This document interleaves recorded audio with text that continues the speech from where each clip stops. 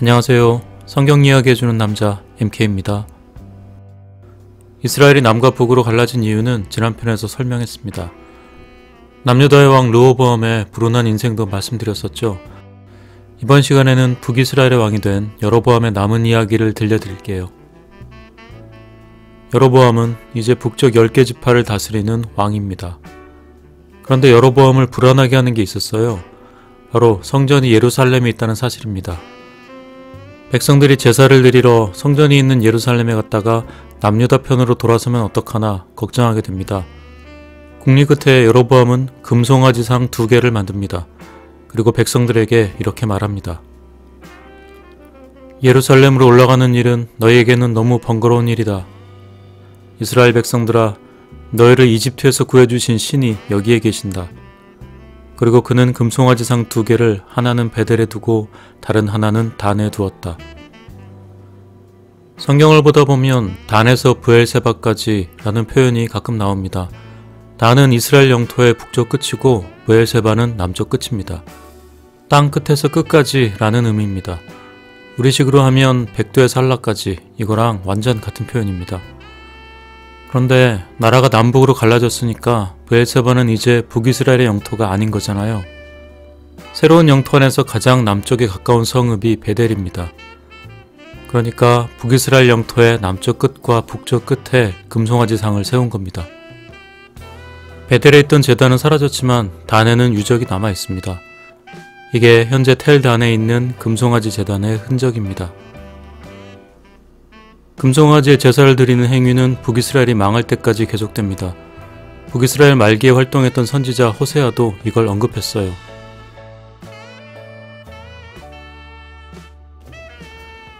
사마리아는 북이스라엘의 수도입니다. 처음엔 베델과 단에 설치했던 금송아지가 시간이 지나면서 북이스라엘 전역으로 퍼져나갔던 것 같아요. 여로보암의 걱정 때문에 만들어진 금송아지는 이렇게 두고두고 북이스라엘의 발목을 잡는 요인이 됩니다. 여로보암의 아들 아비야가 병이 듭니다. 여로보암은 자기가 왕이 될 거라고 예언했던 아히야 선지자를 떠올립니다. 자신이 직접 가면 좋은 소리 듣지 못할 거라고 생각하고 아내더러 변정을 하고 아히야 선지자를 찾아가라고 말합니다. 그래서 아이가 어떻게 될지 물어보라고. 변정한 아내가 아히야를 만납니다. 아히야는 자신을 찾아온 것이 여로보암의 아내임을 바로 알아봅니다. 그리고는 그녀에게 여호와의 말을 전합니다. 너는 너보다 앞서 있던 모든 왕들보다 더 악한 일을 하여서 다른 신들을 만들고 우상을 부어 만들어서 나의 분노를 격발시켰다. 결국 너는 나를 배반하고 말았다.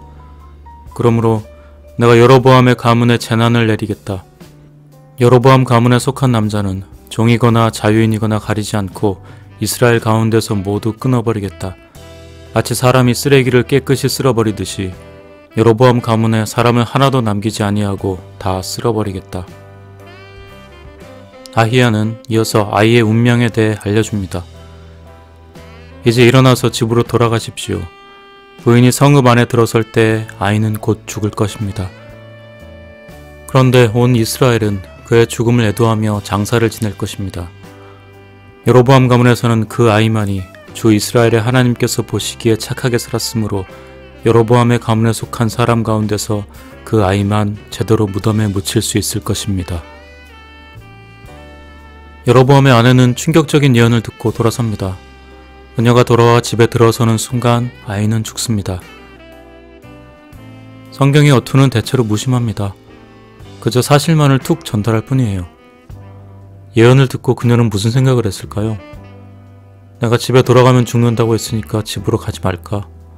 혹시 예언이 틀리지는 않았을까? 결국 그녀는 살아있는 아들의 얼굴을 한 번도 더 보지 못한 거잖아요. 그녀의 슬픔이 어땠을지 상상해봅니다. 여로보암은 22년을 다스리고 죽습니다. 그의 뒤를 이어 또 다른 아들인 나답이 왕이 됩니다. 나답이 왕이 되고 불과 2년 후 바하사라는 사람이 반란을 일으켜 나답을 죽입니다. 성경은 여로보암 가문의 최후에 대해 기록합니다. 바하사는 왕이 되자 여로보암 가문을 쳤는데 숨쉬는 사람은 누구든지 하나도 남기지 않고 모두 전멸시켰다.